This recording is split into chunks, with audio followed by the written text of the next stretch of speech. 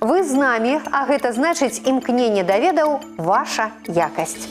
5 аматараў роднай мовы, якія да таго ж цікавяцца гісторыяй і культурай сваёй краіны сёння ў нашай студыі. Але па чарзе ўзяць удзел у вялікай гульні давядзецца толькі 3 з іх. Хто гэта будзе? Хутка стане вядома. Знаёмімся. Прывітанне. Мы, дружная каманда сярэдняй школы нумар 8 горада Гомеля, прыйшлі на гэту тэлегульню, каб набрацца новых уражанняў і праверыць свае веды. З намі сёння спадарыня Наталля. Яна настаўніца беларускай мовы. Спадар Мікіта, вельмі адкрыты і гумарны хлопец. Спадар Уладзіслаў, настаўнік хіміі, таксама таленавіты хлопец. Спадарыня Юлія, педагог-арганізатар нашай школы. Наша Зорачка не выкладае, але ўносіць значны ўклад у жыццё школы. І я, Іван Капітан, намеснік дырэктара па вучэбнай рабоце на 1-й ступені. На пытанні па мове, культуры і гісторыі Беларусі удзельнікі адказваюць у тэлеграм-канале Віктарыны. Першы, хто адказвае правільна, атрымлівае 10 балаў. 3 гульцоў з найбольшай колькасцю балаў возьмуць удзел у вялікай гульні. Лепшы з фіналістаў атрымае падарунак.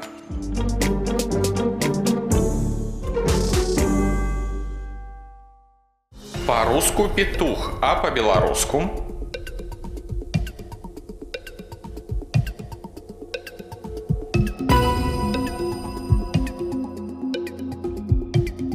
якога роду ў беларускай мове слова «шинель»?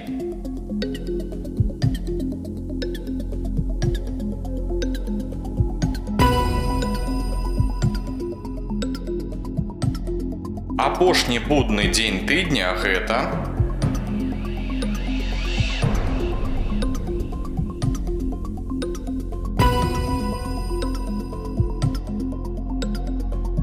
якое славянскае племя мела свой племянны цэнтр у горадзе Тураў?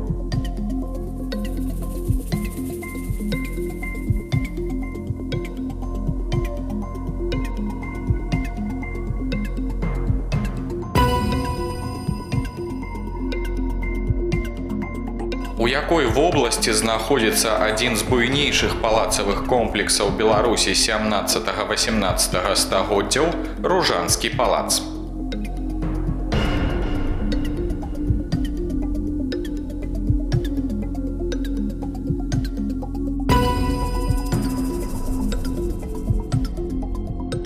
Назавіце год абвяшчэння Беларускай Савецкай Сацыялістычнай Рэспублікі.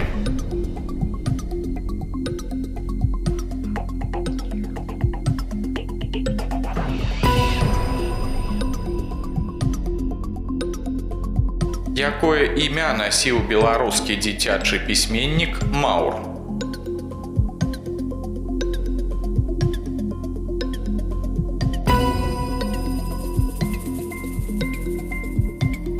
У якім месяцы беларусы святкуюць купалле?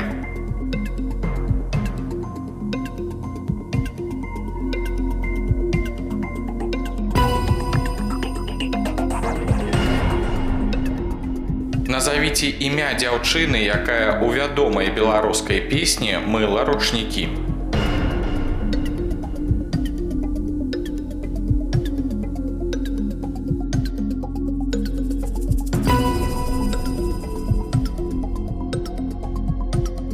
Тры ўдзельнікі з найбольшай колькасцю набраных балаў у залежнасці ад рэйтынгу выбіраюць тэму, чарговасць і рыхтуюцца да вялікай гульні.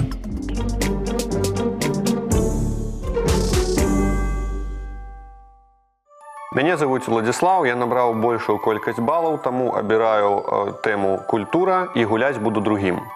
Мяне завуць Іван, я набраў 30 балаў, выбіраю катэгорыю гісторыя і гуляць буду трэцім. Мяне завуць Юлія, мне засталася катэгорыя мовы, я буду гуляць першай. Мы пазнаёміліся з фіналістамі. Першы з іх, а менавіта Юля, накіроўваецца на пляцоўку вялікай гульні. Ну а астатнія астатнія застаюцца за сталом. Сачыць за гульнёй, правяраць свае веды і даваць карысныя парады, калі ў іх будзе патрэба. Бо дапамога каманды – гэта дазволеная падказка для фіналіста.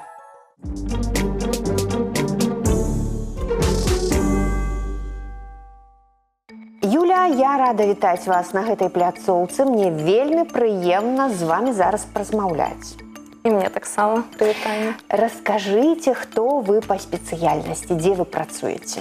Па спецыяльнасці я гісторык, працую ў 8-й школе педагогам-арганізатарам. А скажыце, вось я ведаю, што у гісторыка, у кожнага гісторыка ёсць там той перыяд, які ён ведае найбольш дасканала.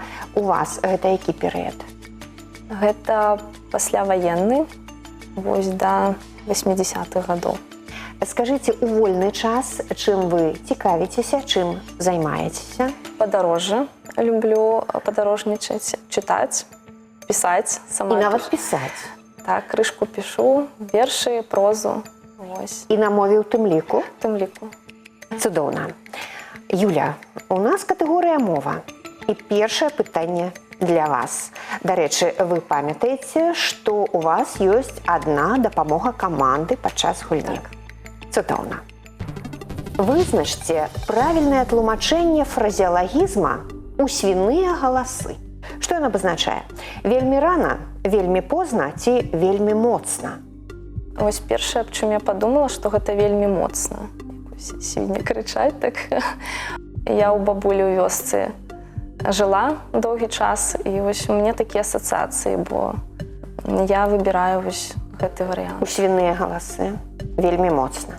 А калі свінні вішчаць вельмі моцна? Калі есці хочуць, так? Так, мне здаецца, яны заўсёды хочуць есці. І вельмі позна, і вельмі рана. і вельмі моцна, так. Я вось не ведаю, калі Дык, ж яны можа, болі. спытаем у сяброў? Мне здаецца, што рана пытаць, са свіннямі ўжо сама разбяруся. Вельмі, можа, вельмі позна. Давайце вельмі позна. Ваш выбар. Вельмі рана. Все ж таки вельмі рана. Ну, добра, я прымаю адказ, Юля. Ёсць такі выраз на разбор шапак. Ну, прыйшлі, калі ўжо нічога не засталося, калі ўжо было позна. Дык вось, выраз на разбор шапак, ён з'яўляецца сінонімам да выразу у свіныя галасы. Прыйсці вельмі позна. Вы неправільна адказалі. Добра. Ну і няхай. Першы блін камяком, нічога страшнага няма. Гуляем далей. Лічэбнік 200 у форме творнага склону правільна ўжываць гэтак. І варыянты.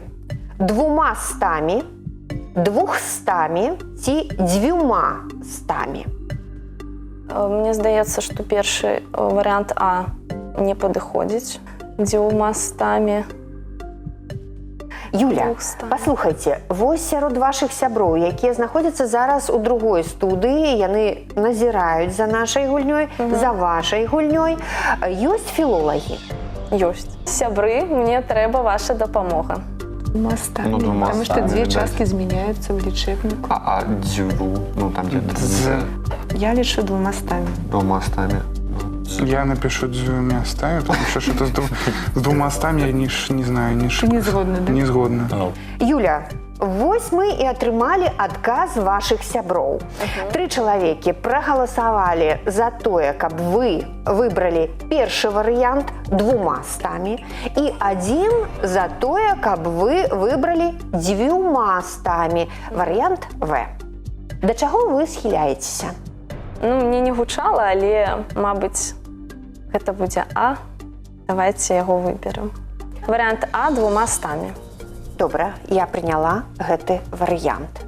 У такіх складаных лічэбніках ва ўскосных склонах змяняецца як першы, так і другі корань. І ваш адказ правільны. Я вас віншую, Юля, вы малайчына. Дзякую. Наступне третє питання. Хто з названих робочих по професії працює з цеглою? І варіанти: муляр, маляр ці тесляр. Не маляр, бо з фарбами. Так, маляр Вже з добре. фарбами. Муляр. Не чула. Муляр ніколи не чули. Не чула. Муляр. А тесляр чули? Тесляр чула. У мене тільки одна асоціація, ну, мабуть, гэта про мураванки. Ну, гэта. Ось, наприклад, одна з самих знакомитих у Городні, так, мураванка. І, мабуть, муляри. Это... Давайте спробуємо варіант А і пойдемо далі. Ну, давайте. Давайте варіант А – муляр. Добре. Тесляр – гэта рабочы, які працуе з дрэвам. А муляр з камню дом кладзе і з цэглы таксама. Дзякуй, вы правільна адказалі. Наступнае пытанне. Як сказаць і напісаць правільна? Ён вышэй за ўсіх, ён вышэй усіх ці ён вышэйшы за ўсіх? Ён вышэй за ўсіх, мне здаецца. Ён вышэйшы за ўсіх. Чым больш чытаеш, тым больш сумняваешся. Аднак вы, глядзіце, вы пакінулі варыянты, дзе ёсць прыназоўнік «за». Угу. Ось як-то так. Ну, значыць, вы ведаеце правілы беларускай мовы. Можа, так? інтуітыўна. Можа, інтуітыўна. І вы разглядаеце, ён вышэй за ўсіх, і ён вышэйшы за ўсіх. Да якога схіляецеся? Варыянт В. Ён вышэйшы за ўсіх. Вы правільна адказалі, Юля, вы малайчына. Ён вышэйшы за ўсіх. Правільны адказ. Наступнае пытанне. У якім з прапанаваных слоў пастаноўка націску мае варыянты? Я словы гэтыя не буду прамаўляць. Вам з 3 слоў трэба выбраць тое, у якім націск бывае і на першым, і на другім складзе.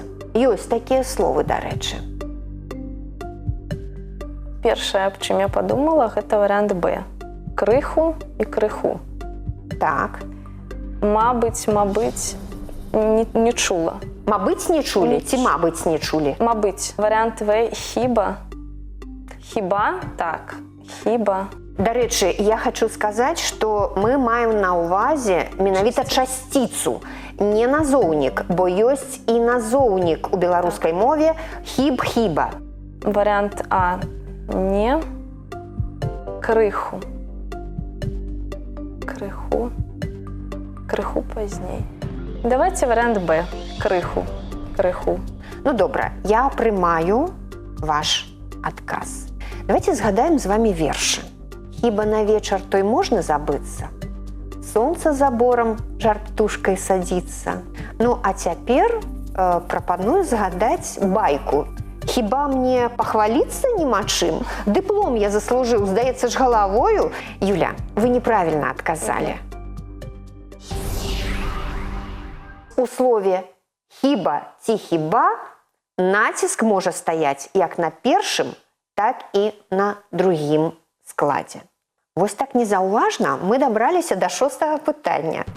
Які варыянт з пералічаных лічыцца правільным? 4 акны, 4 акна ці 4 вакны? Гэта не В. Гэта не В? Не вакны. Чаму? В окна тогда. Ну, Не існує такого слова. Я його не ведаю. 4 акни. 4 акна. Ось як приклад. У домі було 4 акни. Ці у домі було 4 окна. Ось тут би спатрэбілася яшчэ раз дапамога каманды, так? Ага. Давайте варіант А. 4 окни. 4 акны. Я прымаю ваш адказ. Справа ў тым, што перад галоснай А прыстаўны гук ніколі не ставяць. Вось таму вы і адразу і адкінулі 4 вакны. Гэта ў рускай мове 4 акна, а по-беларуску 4 акны. Вы правильно адказалі. Вы малайчына, Юля. Прапаную вашы 40 балаў замяніць на 80. Хочаце? У мяне ёсць для вас яшчэ адно пытанне. Яно не з катэгорыі мова, і яно не мае варыянтаў адказаў.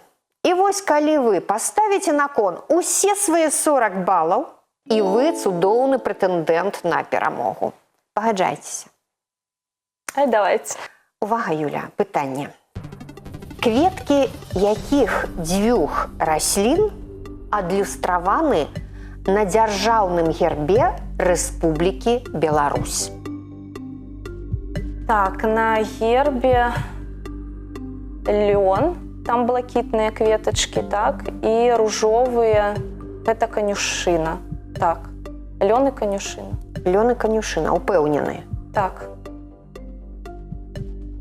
Мне нічога не застаецца, як толькі сказаць, што вы адказалі правільна, малайчына.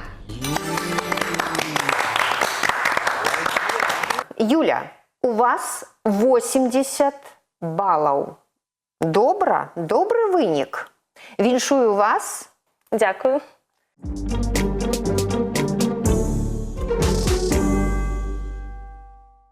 Уладзіслаў, я рада вітаць вас на гэтай пляцоўцы. Добрый дзень, таксама прыемна. Скажите, калі ласка, вось вы выбралі культуру, катэгорыя культура, а хто вы па адукацыі? Ну, па адукацыі я біолог, а выкладаю хімію і біялогію. Ну, гэта добрая праца настаўнікам у школе для маладога чалавека, ці не? Для соцума гэта відавочна добрая праца, таму што выхаванне новых людзей. Гэта заўсёды важна, гэта заўсёды будзе. Вучні у нас добрыя, вось, я імі задаволены. Ой, якія цудоўныя словы, проста задавальненне іх чуць. Я жадаю вам поспехаў, па-першае, у вашай педагагічнай дзейнасці і новых вяршынь, дасягнення. Ну, а па-другое, жадаю вам перамогі, як і ўсім астатнім гульцам у нашым праекце. Дзякуй. Уладзіслаў, першае пытанне з катэгорыі культура. У 1954 годзе у Мінску пры закладцы фундамента гэтай установы закапалі капсулу з пасланнем, у якім адзначалася, што гэты храм мастацтваў узведзены дзеля упрыгожвання горада і задавальнення народа. Што гэта было? Нацыянальны акадэмічны тэатр, беларускі дзяржаўны цырк ці дзяржаўны мастацкі музей? Беларускі дзяржаўны цырк гэта, гэта як бы культура, так, но гэта не мастацтва, менавіта не творчасць, так, таму стаецца А і В. Нацыянальны акадэмічны тэатр гэта толькі такое узкае направленне, гэта драматургія там. Ну, я лічу, што застаецца дзяржаўны мастацкі музей, таму што храм і музей яны неяк гучаць сумесна, вось гэтыя словы. Таму я лічу, гэта будзе пункт В, дзяржаўны мастацкі музей. Урачыстая закладка будынка Нацыянальнага акадэмічнага тэатра адбылася 26 чэрвеня 1888 года. Гэта было даўно. А вось ужо 50-е гады тут у нас застаецца беларускі дзяржаўны цырк і дзяржаўны мастацкі музей. Будаўніцтва музея было завершана ў 1957 годзе. Ну, быццам бы падыходзіць. Аднак гэта неправільны адказ. Менавіта пры закладцы фундамента беларускага дзяржаўнага цырка. Вось цяпер мы гэта ведаем. Наступнае пытанне. Палатно сцяга на плошчы дзяржаўнага сцяга ў Мінску па памерах каля 100 метраў квадратных. А колькі яно важыць? Каля 15 кілаграмаў, каля 40 кілаграмаў ці каля 25 кілаграмаў? 15 кілаграмаў гэта занадта мала. Для 100 квадратных метраў, так? Так, вось 25 і 40. Тут не ўсё так адназначна. Каля 40, я не ведаю, як тут можна разважаць доўга, таму я выберу вось залатую сярэдзіну і гэта пункт В каля 25 кілаграмаў, ні 15, ні 40. Вось. Владислав, вы отказали правильно. Прыемна. Дзяржаўны сцяг у Мінску па памерах каля 100 метраў квадратных і важыць ён 25 кілаграмаў. Малайчына. Наступнае пытанне. Хто аўтар слоў дзяржаўнага гімна Беларусі? Янка Купала, Міхась Клімковіч і Владзімір Карызна ці Макар Краўцоў? Ну, глядзіце, Янка Купала занадта ён рана жыў, каб пісаць дзяржаўны гімн Беларусі. Пункты Б і В. Наколькі я памятаю, там некалькі аўтараў, вось Клімковіч точно там быў у аўтарах гімна. Ну і, відаць, Карызна таксама. Я лічу, гэта будзе пункт Б, Клімковіч і Карызна. Гэта ваш адказ? Так. Справа ў тым, што ўсе гэтыя аўтары, і Янка Купала, і Міхась Клімковіч, і Владзімір Карызна, і Макар Краўцоў, некалі былі ці зараз з'яўляюцца аўтарамі гімнаў. Міхась Клімковіч і Владзімір Карызна з'яўляюцца аўтарамі сучаснага гімна Рэспублікі Беларусь. Вы малайчына. Супер, дзякуй. Наступнае пытанне. Калі ласка, да вашай увагі песня. Давайте яе паслухаем. Снеги и зоры за окном заснули в хате все давно. Березка юная галем потиху стукае в окно. Гэта песня «Бярозка». Скажыце, калі ласка, для якога беларускага касманаўта кампазітар Ігар Лучанок напісаў песню «Бярозка» на верш Анатоля Вялюгіна? І варыянты. Олег Навіцкі, Уладзімір Кавалёнак і Пётр Клімук. Ну, самы выдатны з гэтых людзей. Я толькі не ведаю па колькасці там вылетаў ці што. Ну, я больш чуў пра Клімука. Думаю, што трэба браць Клімука. Усё ж такі з гэтых трох варыянтаў. Вось. Вы сказалі Пётр Клімук. Так. І вы зрабілі правильно. Ваш адказ правільны. Дзякуй вам за ваши адчуванні правільнага адказу. Малайчына. Улад, наступнае пытанне. Каму належыць літаратурны псеўданім Васіль Вітка? Тимофею Крысько, Константину Мицкевичу ці Івану Навуменку? Ну, Константин Мицкевич. Мицкевич такое прозвішча. Я лічу, што можа застацца у аўтара, у пісьменніка. Іван Навуменка. Тут, калі шчыра, я не ведаю, хто гэта. Вось, таму пакуль гэты варыянт я пакідаю. Усё яшчэ буду думаць над ім. І Тимофей Крысько таксама. Я лічу, што пісьменнікі беларускія яны заўсёды намагаліся браць такія псеўданімы, как быць бліжэй да народа, неяк Тимофей Крысько, такое сложнае імя і прозвішча, і, мабыць, замяніць яго на Васіль Вітка для літаратурнай дзейнасці было б добрая ідэя.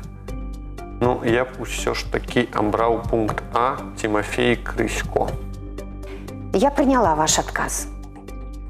Константин Мицкевич. Гэта імя і прозвішча Якуба Коласа. Так што гэта не Константин Мицкевич. Іван Навуменка. Вы вельмі правільна сказалі, што вось неяк гучыць гэта, быццам бы гэта імя і прозвішча сапраўднага пісьменніка. Гэта імя і прозвішча сапраўднага пісьменніка, і ў яго не было псеўданіму. А Тимофей Крысько – гэта сапраўднае імя і прозвішча Васіля Віткі. Дзякуй вам за адказ, вы малайчына. І апошняе пытанне для вас. Звярніце ўвагу на фота. Як называецца народны музычны інструмент, які ў Беларусі ўпершыню згадваецца ў першай палове 18 стагоддзя? Што гэта? Жалейка, акарына ці ліра? Жалейка. Жалейка – гэта духавы інструмент. Наколькі я памятаю, Так. жалейка. Павінен быць духавы. Вось здесь што мы бачым? Там ёсць куды дуць? Нет. Нагадвае скрыпку, так? Таму штосьці струннае. А можа, акарына і не струнная ніякая. І застаецца толькі ліра. Я лічу, не ведаю, тому што, сложны інструмент і такое невядомае слово, таму давайте абярэм варыянт Б, акарына. Італьянскі духавы народны інструмент з гліны або фарфору, па гуку падобны да флейты. Гэта акарына. Вы адказалі неправільна. На малюнку ніяк не духавы інструмент, гэта ліра. У вас 40 балаў. Я прапаную вам іх прымножыць. Я вам прапаную пытанне без варыянтаў адказаў і з катэгорыі мова. Калі вы на яго адкажаце, вось тыя балы, якія вы паставіце на кон, таксама будуць вашымі. Гуляем? Так. Гуляем. Давайте, конечно. Трэба ж даганяць. Усё, што ёсць 40. Усё, што ёсць 40. Добра? Влад, такое пытанне. Перакладзіце на беларускую мову словазлучэнне 4 серых аўтамабіля. Я лічу, нейкай там пасткі на слове 4 быць не можа. Таму 4 шэрых. Вось пытанне, як будзе аўтамабіль.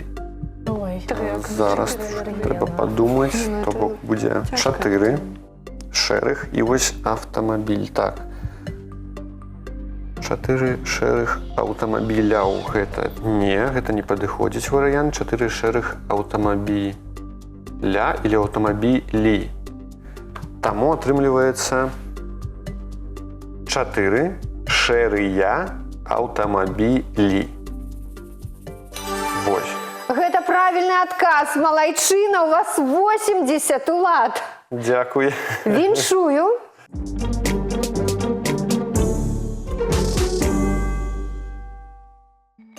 Іван, я рада вітаць вас на гэтай пляцоўцы.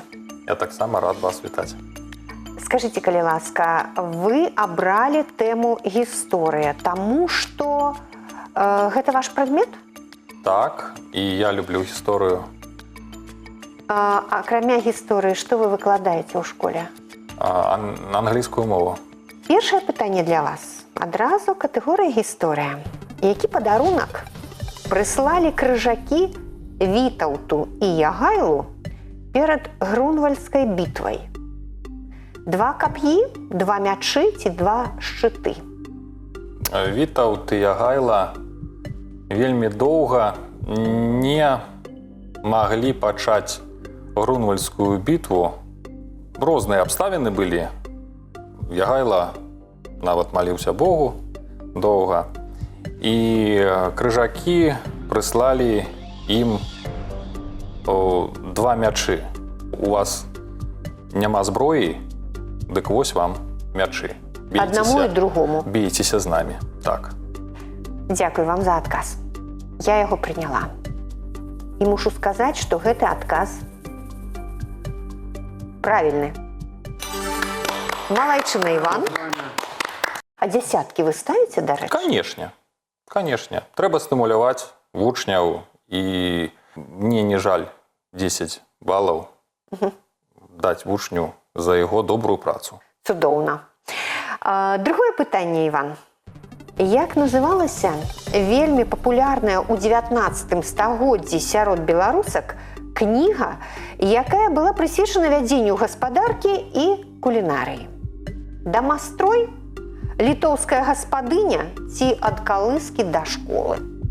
Дамастрой – гэта нейкі збор правіл, як патрэбна сябе весці дома. Што мусіць рабіць жонка? Што мусіць рабіць жонка, што мусіць рабіць дзеці, што мусіць рабіць глава сям'і. Мабыць, літоўская гаспадыня. Не, ад калыскі да школы не. Я лічу літоўская гаспадыня. Прымаю ваш адказ. Дзякуй. Ну вось кнігу «Ад калыскі да школы» я памятаю. Яна была вельмі папулярная у канцы 80-х, пачатку 90-х 20-го стагоддзя. А тут размова пра 19-е стагоддзе «Дамаструйце літоўская гаспадыня». Вы правильно адказалі. Літоўская гаспадыня. Дзякуй. Надзвычайнай папулярнасцю карысталася літоўская гаспадыня, якая змяшчала 108 кулінарных і аптэчных рэцэптаў. Наступнае пытанне. Звярніце ўвагу на фота. У якім горадзе устаноўлены помнік вялікаму князю літоўскаму Альгерду? Варыянты. Гродна, Віцебск, Брэст. Гэты горад Віцебск, таму што Альгерд быў мужам віцебскай княгіні, і сорам мне, я не памятаю яе імя. І віцебскае княства было дадана да Вялікага княства літоўскага праз шлюб. Брэст быў даданы ў 1315 годзе, Гродна раней. Расшырэнне дзяржавы звязана з Альгердам. Ваш адказ? Віцебск. Віцебск. Калі б вы сказалі Брэст, гэты адказ быў бы неправільны. Вы сказалі Віцебск. І правільна зрабілі. Я віншую вас. Перад тым, як узначаліць Вялікае княства літоўскае, Альгерд некаторы час быў віцебскім князем. Дзякуй, вялікі Іван. І чацвёртае пытанне. Перад тым, як яго задаць, я нагадаю вам, у вас ёсць дапамога вашых сяброў. Памятайце пра гэта. Вось Уладзіслаў не браў дапамогу, ну, не ведаю, ўсё хацеў сам адгадаць, ці, магчыма, проста забыўся. Самастойны хлопец. Наступнае пытанне. У вызваленні Беларусі ад нацыстаў прымаў удзел і флот. Як называлася гэтае падраздзяленне? Дняпроўская ваенная флатылія, Прыпяцкая ваенная флатылія ці Нёманская ваенная флатылія? Калі ласка, вашы меркаванні. Чамусьці я адразу адкідываю Нёманскую ваенную флатылію, таму што гэта захад Беларусі, ну, значная частка Беларусі павінна была быць вызвалена, каб дайсці да Нёманскай ваеннай флатыліі. Зразумела. Прыпяцкая ці Дняпроўская? Чамусьці адразу я прадумаў пра Дняпроўскую ваенную флатылію. Але ж пасля фарсіравання Дняпра трэба было ісці на захад, а Прыпяць, яна перпендыкулярна Дняпру. Прыпяцкая ваенная флатылія. Дзякуй вам за адказ. Актыўны ўдзел прымала флатылія, якая існавала з 1943 па 1945 гады. І гэта была Дняпроўская ваенная флатылія. Першыя думкі правільныя заўсёды. Нічога страшнага. Наступнае пытанне. І нагадваю, у вас ёсць дапамога сяброў. Назавіце імя і прозвішча першага беларускага касманаўта. Уладзімир Кавалёнак, Пётр Клімук, Олег Навіцкі. Ну, тут не Олег Навіцкі, таму што ён трэці з беларусаў, які быў у космосе. А я не самастойны хлопец. Я запытаю сваіх сяброў. Сябры мае, дапамажыце мне.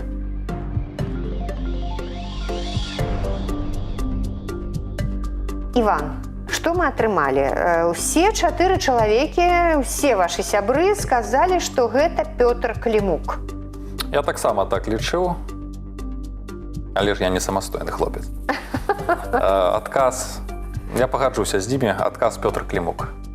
Першым касманаўтам беларускім з'яўляецца ўраджэнец Брэсцкага раёна Пётр Клімук, які здзейсніў свой першы палёт у 1973 годзе. Дзякуй, Іван, і дзякуй камандзе. Дзякуй камандзе. Дзякуй вялікі.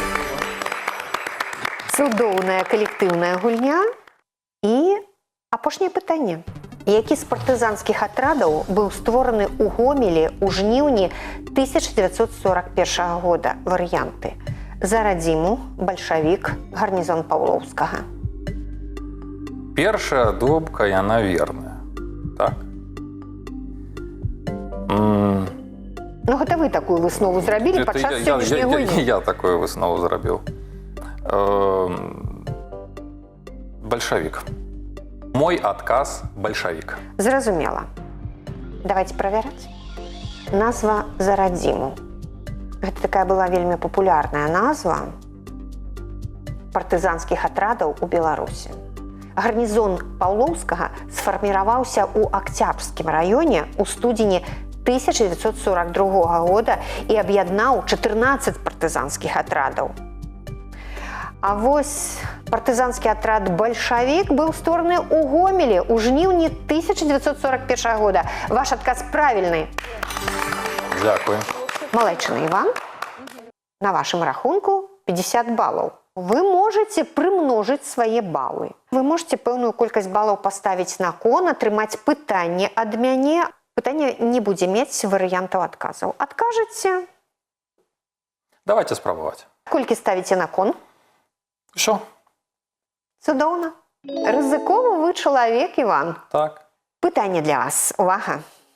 Як называецца міжнародны фестываль харэаграфічнага мастацтва, які праводзіцца ў Гомелі з 1997 года? Я ў гэтым фестывалі прымаў удзел, калі навучаўся ў гомельскім педагагічным каледжы Выгодскага. Я таксама настаўнік музыкі. Гэта сожскі карагод. Гэта ваш адказ. Так. І ён правільны, малайчына. Іван, я вас віншую. У вас 100 балаў, і вы пераможца сённяшняй гульні. Скажыце, калі ласка, пра вашы адчуванні. Гэта вельмі добры опыт для мяне і для маёй каманды. Дзякуй яшчэ раз маім сябрам. Гэта вельмі добрыя эмоцыі і пачуцці, якія хочацца паўтарыць. Вы малайцы. Дзякуй. Нашы фіналісты атрымалі моцныя ўражанні, ну а падарунак сёння забірае Іван. У будаўніцтве важна закласці добры падмурак. У адукацыі назапасіць веды. Стварыце свой падмурак ведаў, бо за багацце іх не купіш.